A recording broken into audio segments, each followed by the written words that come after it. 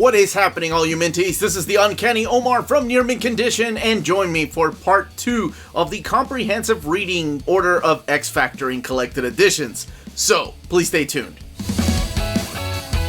Today we're going to be talking about everything from 2007's Madrox miniseries all the way, and I'll even talk about the Dawn of X stuff with Leah Williams' new series, X Factor. But we're mainly focusing on 2007 all the way to 2019, because that's the stuff that's been collected in collected editions. But before I go any further, thank you so much to our patrons for voting for this. If it wasn't for you all, these videos wouldn't be possible. So every month, I put up a poll on our Patreon, and our patrons vote for whatever the next reading order should be. There's different tiers, and even the dollar tier gets you all of this information in a document, so you don't have to keep scrolling back and forth in these videos. Just trying to make it easier for everybody. Let's go ahead and get started where it all began. Well, where it began again, and that is with this series right here, Madrox, the miniseries. Madrox Multiple Choices. This is otherwise known as the Volume 0 of X Factor. By the way, the biggest thing to talk about is this name right here returning, and that is, of course, Peter David, the guy that made the all-new X Factor so much fun. I talked about him in the previous episode, and the main penciler for this series is Pablo Raimondi, who does the 5-issue miniseries, and that's all it was. This takes place during the Grant Morrison era of X-Men, where there's a mutant town, and it's mainly focusing on Jamie Madrox, and also this young lady right here, Rain St. Clair, and that is, of course, Wolfsbane, and this gentleman right here, Guido Carosella, otherwise known as Strong Guy. You make a joke at a press conference, and then everybody remembers you as Strong Guy. There's a mystery going on in the first volume. Actually, this is where the three of them decide to make a new investigation unit, and that is XXX Investigators. And don't worry, any joke you're about to make, Strong Guy's already beaten you to it. But it mainly focuses on Jamie Madrox, some ties that he has back in Chicago, but it all takes place in District X, or Mutant Town. As a matter of fact, Bishop shows up because he's a cop during this time. Keep in mind, this is all prior to the events of House of M. So that's what I'm going to be talking about next. Now, without going into detail in too much spoiler territory, the events in here cause a big ripple effect in the world of Marvel's mutants. And pretty much by the end of this, there's only 198 mutants alive. Or, I'm sorry, not alive. They're all still alive, but all but 198 have been depowered. So remember when I said that Madrox took place in Mutant Town? Well, that is no longer the case. And the other important thing about this series is it introduces us to a little girl that knows everything, and her name is Layla Miller, and she will be one of the new members of X Factor. So let's jump in with The Longest Night. Again, it is Peter David. By now, Ryan Sook is taking over some of the artwork. And we have Siren joining them. We have Wolfsbane again, Strong Guy, and Multiple Man, as well as Richter and M. And then, like I said, Layla Miller. So it's like just a crock pot of all these X families, like Generation X, New Mutants, X-Force, and just fitting together to work for X Factor investigation and trying to not to kill each other. But this sets up all of those events, and again, this takes place after the events of House of M. So there's only 198 active mutants, including the characters in here. Maybe. Some of them may not have their power, but I will leave it to you to find out. By the way, I am going to be talking about some spoilers, but I will warn you all ahead of time before I do. So if you don't care about spoilers, it doesn't matter. But if you care about spoilers, I'll let you know verbally ahead of time. Hey, spoilers. So let's keep going. Here we have Volume 2, Life and Death Matters. So this takes us all the way up until the first year of X Factor. We have different artists writing or drawing the book now. It has a little bit of a crossover with Civil War, but it's not necessary. The biggest thing, though, about this particular volume is the return of this character right there, and that is Quicksilver. He comes back to visit the team. He doesn't come to stay. Well, not yet. He just comes to kind of make trouble because it is Pietro, and that's what he does best. There's a little bit of betrayal in this volume, and then sadly, so I guess spoilers because there's no other way around it. Siren has to deal with the death of her father, Banshee, who died in the pages of Deadly Genesis. But I have to mention that, so let's keep going. Here is The Many Lives of Madrox. This is Volume 3. By now, Pablo Raimondi has come back. Koi Pam also drawing some of the artwork, and Peter David. It kicks off with issue 17, which is a sequel, follow-up, to issue 87 of the original Volume 1 series. Remember when I said that issue was brilliant? It's a bunch of the members of X Factor talking to their therapist, or a therapist, and I didn't reveal who that was. Well, the same thing happens here years later. It's the new members and the old members talking to this therapist. And at the end, actually there is a variant cover that reveals who that therapist is, but I can't do that to you all. I'll let you find that out yourself. Oh yeah, and then you have Jamie Madrox joining S.H.I.E.L.D., so he becomes an agent of S.H.I.E.L.D. Now this is where I want to talk about a little miniseries called Son of M. So there's 198 mutants that are powered, and the rest of the mutants have been depowered. Well, Quicksilver feels guilty about all of that. I'm not going to tell you why.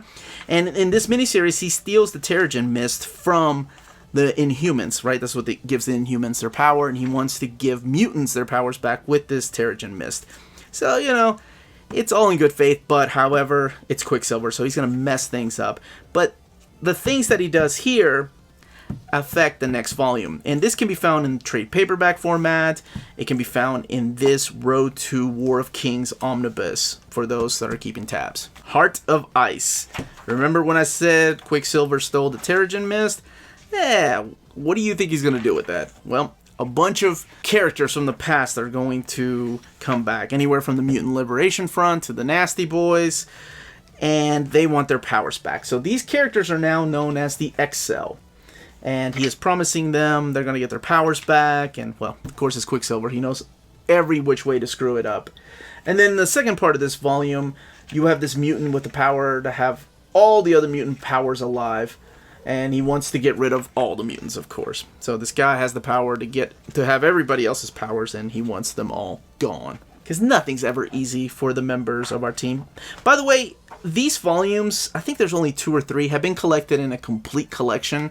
Those have been discontinued, so they didn't finish them out. So I think there's only 3 volumes of the complete collection. And now comes the time why I tell you this series is so beloved by so many people, why it's so underrated, why it's the underdog of the X-Men titles, and that literally has to do with characters.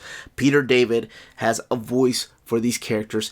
Each one of them sound like individuals, unique, and sound like real people, despite the fact that they're mutants, but they all have flaws, and that's what makes this wonderful. It makes this as wonderful as Ostrander's Suicide Squad. You start caring about these C-list characters, and then when something happens to them, you feel for them, and it hurts. So that's the beauty of this. This is one of my most wanted Marvel Omnis, all of X Factor, including all new X Factor, by Peter David. I'll be okay with X Factor Investigations as Omnis. They can pass on the original Volume 1 that he did, but I think this is such an important series that not a lot of people read, and obviously didn't sell that well because the complete collections were canceled, but it's just one that I root for, and I just ask everybody to try out. It's wonderful. It's so good. It's so underrated, and it's got quite a bit of a cult following. But those are just my thoughts on this, in case you're wondering why a lot of people put this so high up on their list of X-Men titles. And that takes us to our next event, and that is Messiah Complex. Now, I always encourage people to read Endangered Species first, as that leads into the events of the Messiah Complex. And the Messiah Complex are the only way that you can read issues 25 through 27 of X Factor. It's not collected in any of the trade paperbacks, and it's not collected in any complete collections. It is collected in this oversized hardcover or the milestone or the trade paperback. Now, this is where I'm going to talk a little bit about spoilers because it affects some members of the team. So during this event, where a new mutant is born because of the 198, so this new little mutant becomes the 199, Madrox, Jamie, and Layla Miller get sent to the future, right? And Madrox, like I said, spoilers, just in case, Madrox comes back. Layla doesn't. So he comes back and he is traumatized. And that takes place in the pages of Messiah Complex, the only game in town. So after the horrible events of Messiah Complex, the X-Factor investigations is all in shambles. Jamie is a freaking lunatic. He's a mess. And not only that, but Wolfsbane, our Rain Sinclair, is about to leave. Which sucks, right? Because I always wanted her and Richter to get together ever since the pages of New Mutants. I wanted them to get together, but she has to leave to go join Kyle and Yost's X-Force. So if you want to follow her adventures, go and read Kyle and Yost's X-Force, which is freaking excellent. No pun intended. But we still have no word of Layla Miller. This also collects the one-shot The Quick and the Dead. This is all pretty much just the aftermath of what happened in Messiah Complex. Then we have a volume called Secret Invasion, because this is part of Secret Invasion. But this isn't really affected at all by the events of Secret Invasion. This is more of a crossover between She-Hulk and X-Factor. After Dan Slott left, She-Hulk was written by Peter David.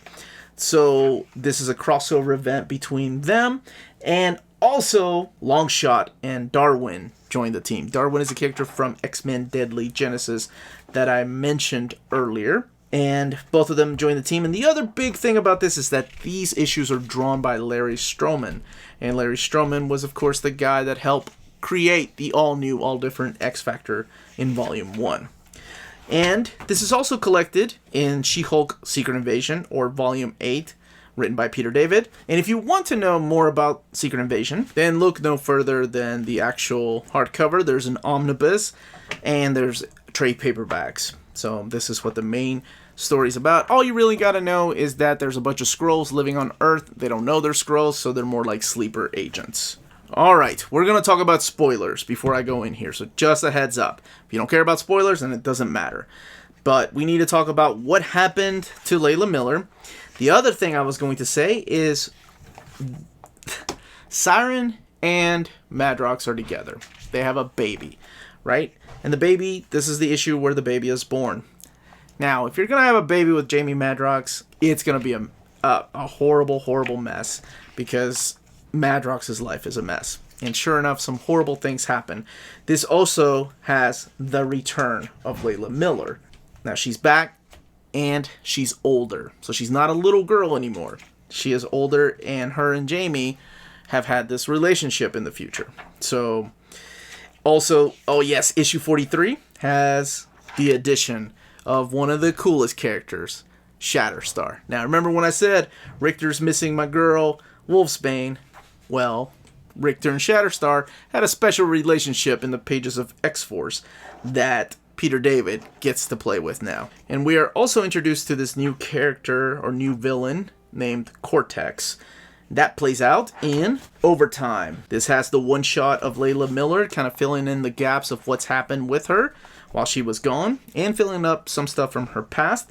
And then it has the revelation of who Cortex is. Now, this takes us all the way up to issue 50 of Volume 2 of X-Factor. But this is where things get a little bit confusing because of the renumbering. So, think of issue 50 as issue 199 of Volume 1. But they just renumbered it. Meaning that the next volume, The Invisible Woman Has Vanished, collects issues 200 to 203. So, believe me, you're not missing anything. This is literally the next volume. As a matter of fact, this is Volume 9. So, there you go. Trust me. So X-Factor now has relocated to New York, and their first client is Franklin Richards. His mother's gone missing, hence the title. So, spoilers, they find her again. It's not that big of a spoiler, though. What is a spoiler, though, are some of these cool costumes. By the way, this has some of the most fun, it's a Strong Guy versus the Thing, it's Shatterstar versus the Thing, Strong Guy versus Mr. Fantastic. So it's just a lot of fun, goofy, super heroics back then. And now we have arrived at the next crossover, and that is Second Coming. Now, you don't need to read X-Men Second Coming to know exactly what's going on, but I strongly suggested. Mainly because things are happening within these issues that you might need to read the actual event. So pretty much, there are characters that are back, the Sentinels are back, and they're going after members of X-Factor. This wraps up that era of Kyle and Yo's X-Force. So it started with Messiah Complek, and then went to the Messiah War, and X-Necrotia, and then wraps up with Second Coming. Now, you can read it like this, which, like I said, you don't need to read X-Men Second Coming, the actual event, but I strongly suggest it. There are 2 hardcovers that I really recommend reading if you are going to do the event, and that is the actual event of Second Coming, and then the Revelations, which has more of the issues of X-Factor and the characters revolving around X-Factor. The other thing I was going to point out is that Siren, right now, is now going by the name of Banshee, taken after her father, who, like I said, spoilers, passed away in Deadly Genesis. Happenings in Vegas. Probably one of the best X-Factor, and I say that about so many of these, but it's Peter David. This stuff is just so good. So, X-Factor is back after the events of Second Coming, and they have a new client. And who is it? It's Hela. That's right. She hires X-Factor to go to Vegas, and, well, I can't talk about exactly what she's doing, but it involves Pip the Troll. That's right, the character from Jim Starlin's Cosmic Stories, the Silver Surfer, and, of course, nothing's ever easy for this team of X-Factor. And now, Wolfsbane is coming back to the team. And, again, spoilers, because I have to talk a little bit about it. She is pregnant. I'm not going to reveal who the father is or what ends up happening to the baby, but it's a weird love triangle now between Shatterstar, Richter, and Wolfsbane. Not only that, but you also have Strong Guy starting to develop strong feelings for M. Like, he's always joked about it, but they are there. So, it's such a soap opera. It's great. Now, probably from this cover right here, you can tell that a member is leaving the team, and that is Darwin. As X-Factor comes back from Las Vegas to New York, one of their newest clients is J. Jonah Jameson, or what he is going as during this time, the mayor of New York City. You can read issues of Spider-Man to figure that out. Now, this one's a little interesting because this it involves a mystical gunslinger. There are also vampires and more buildup of this drama between Rain, Shatterstar, and Richter, which, to me, I love this stuff. I love when there's drama in my comics. It wouldn't be an X title without it, that's for sure. Alright, so, as I mentioned, Rain, Wolfsbane, has a baby on the way. Now, if you know a little bit about her character, she has a very religious background, Catholic, and there's a lot of things that have gone wrong in the Catholic Church for her. Matter of fact, when she was Moira's ward on Muir Island, she talks about that. Well, she's also done a lot of horrible things, and that was through the issues of X-Force. So she's having to repent for that, and she feels guilty because now she has a child on the way. And everything comes to a head with this volume right here. There's so much emotional impact. Oh, this is great. It just keeps building and building more and more for Hell on Earth. Alright, Super Unnatural.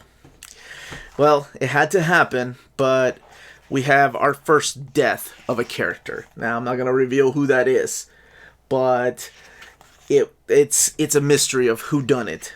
So there are a couple of members that go out of their way to go and find out who is killing all these people in this killing spree. So we have a serial killer on the loose, and the members of X-Factor are going after the serial killer. Now, we also have Pip the Troll, who is with them. He ends up joining them as a receptionist. And Madrox and Layla Miller are getting, let's just say, getting really close. We're talking marriage proposal soon. So there's some big changes happening in X-Factor. At this moment, I just want to remind you all to hit that like button, subscribe if you haven't subscribed yet. And the biggest changes are happening because of this next event, and that is X-Men Schism. Now, you can have the trade paperback, there is a hardcover, but the way that I have it is collected in this Wolverine Goes to Hell omnibus. So, X-Men Schism splits up Wolverine and Cyclops, and they kind of take their own X-Men with them. Wolverine goes and builds the Jean Grey School for Higher Learning, and then Cyclops takes the rest of his team over into the Bendis era of X-Men. So what does that mean for X-Factor? Well, things for them are never going to be the same. I love that title, They Keep Killing Madrox. It's so true. So that's right, Wolverine shows up and he is demanding some changes for our members of X-Factor. So what does that mean? Well, we get two familiar faces towards the end of this that will be joining X-Factor. And not just joining X-Factor, they're going to be taking over X-Factor. And that is Lorna Dane and Alex Summers, Havoc and Polaris. From the all-new, all-different X-Factor team, here they come. This is the team that Peter David wanted from the beginning, but during the time he wasn't allowed to use the characters, and now they're back.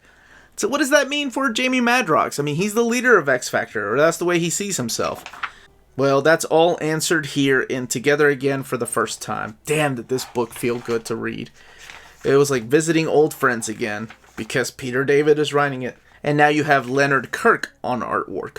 Leonard Kirk, he's done a lot of Star Wars stuff, but he's a great artist. And this is the first time I remember seeing a lot of his work.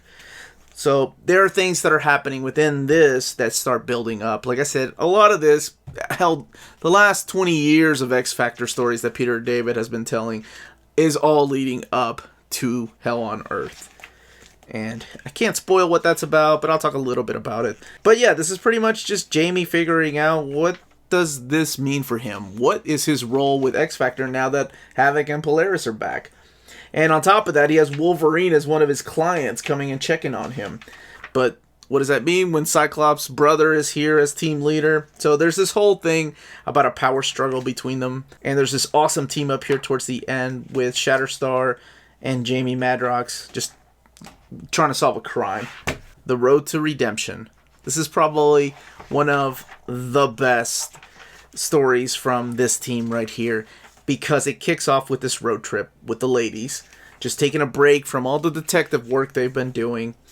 And then, while that's happening, and I can't reveal who else shows up, but it does have Banshee fighting a familiar character, and it goes into some dark territory.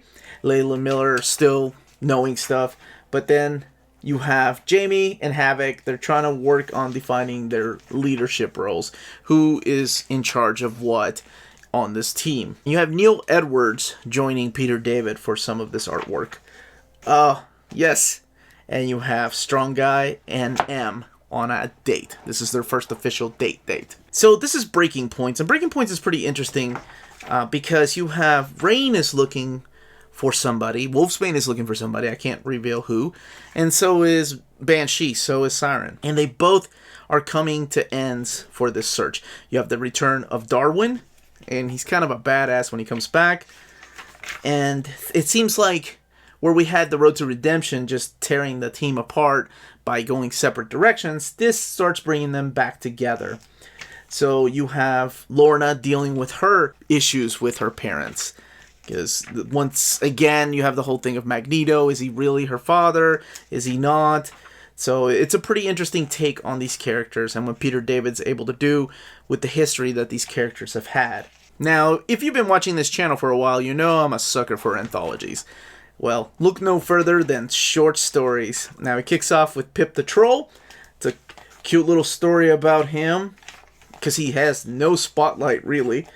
Other than manning the phones, this is what he does on his own time. And of course, that's kicking ass and taking names, and also taking advantage of the fact that he looks like Peter Dinklage. Yeah, Game of Thrones was huge at the time. Oh, this ridiculous story with the Lincoln character. Yeah. But most of these in here are just little short stories. Layla and Madrox are in Vegas for a reason. I will let you figure that out. So a lot of weird things are happening. A lot of supernatural things are happening. And that is because of the 7 billionth soul on Earth. That's what all of this has been leading up to. And I've talked about Hell on Earth, and that's where we're going next. Hell on Earth War by Peter David and Leonard Kirk. And all of X-Factor, this run, the original run, everything has been leading to this. You get to see how much Strong Guy is willing to lose for the love of M. And you see M herself not be the perfect being. I mean, that was her mutant power, right? To be perfect, which is kind of ridiculous. But she goes from this omnipotent being to something a lot less, something normal that you can relate to. So all of this has been leading to this giant fight with the underworld and who is going to be able to run the universe after it's all said and done. It's an epic story. How is this not an omnibus? How is this run not in omnibus format? It would take 3. Okay, excuse me, 4 if you include all new X Factor, because we're going to, right? Gotta be careful with this one, but this is the end of X Factor. So this is the final volume of X Factor. After this, you have Havoc. He moves on over to Uncanny Avengers. You have M. She's with Brian Wood's X-Men. There for a long time. Sadly, Strong Guy is nowhere to be seen. Neither is Wolfsbane. But they do keep coming back from time to time. She eventually shows up in the New Mutants, and I'll talk a little bit about somewhere where you can find some of these characters. But this is it. Yeah, this is the last part of X Factor Investigations as they close. All the way up here to issue 262.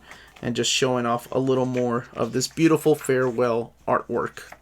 But don't be too upset, because Peter David, with the help of Carmine Di Giandomenico, oh my gosh, sorry about that, is able to relaunch X Factor. Now, X Factor is a corporate squad, and they work for Serval Industries, and it's all led by this lady here, Polaris. And it features Gambit, Quicksilver, Danger, Cypher, and Warlock. And of course, there's other people that join later on. But that's pretty much the main cast as of now. And you have guest appearances by characters, again, from Peter David's day of writing the original X Factor. You have some Nasty Boys, you have Mutant Liberation Front. But this is just, it's an interesting and unique take on these characters and what they're able to do. Which takes us to Volume 2, Change of Decay, and the humor and all the action from the previous volume continues in this one. And honestly, the biggest selling point for me in these volumes, because I'm not gonna lie, these aren't as good as X Factor Investigations, because to me X Factor Investigation was just perfect. I like the mystery and I like the action, but this artwork right here by let me see if I can do it, Di Giandomenico, yeah, solid. He's just amazing at action sequences.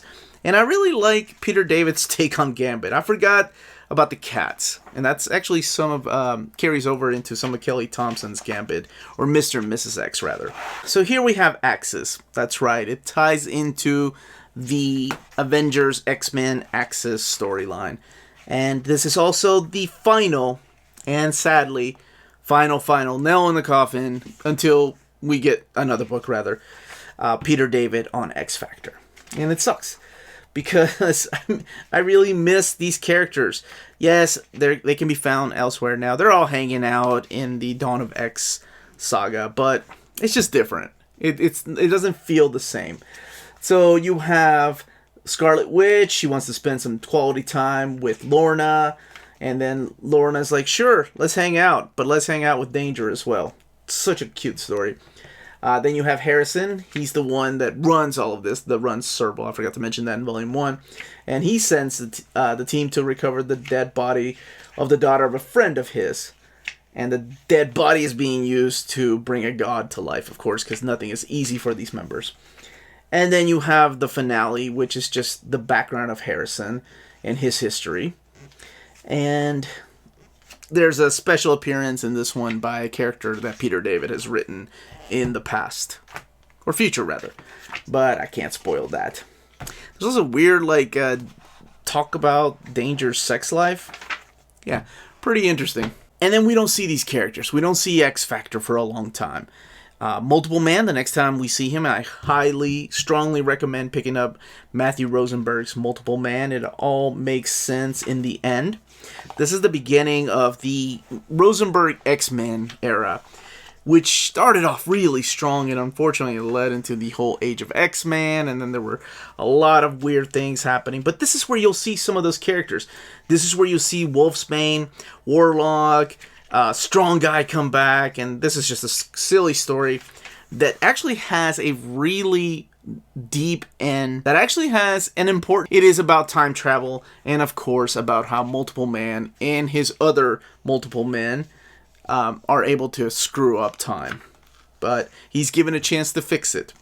And all of this leads into New Mutants Dead Souls. Now, I didn't really put this in the New Mutants reading order because to me this felt more like an X-Factor storyline. There are things that happen in here that set up the events of Uncanny X-Men, like I said, the Rosenberg years. And here, let's flip a little more through here. So you can tell there's characters here from New Mutants, but there's also characters here that have been part of X-Factor. So it almost feels like a reunion of both teams. And that leads into this, but I think before reading this, perhaps check out Extermination. This is the 5-issue miniseries that kind of gets rid of a bunch of mutants that overstayed their welcome, that were either lost through time, or from the future, or from an alternate reality, and just to wipe the slate clean again. And then we have here the Rosenberg X-Men. And this is where you'll find the remaining storylines with, yes, right here, with Multiple Man, and what those issues of Multiple Man miniseries meant.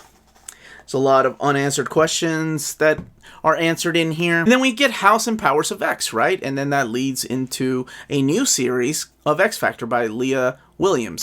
And that trade paperback comes out sometime in 2021. Of course, I can't add it to this reading order because it's not out yet.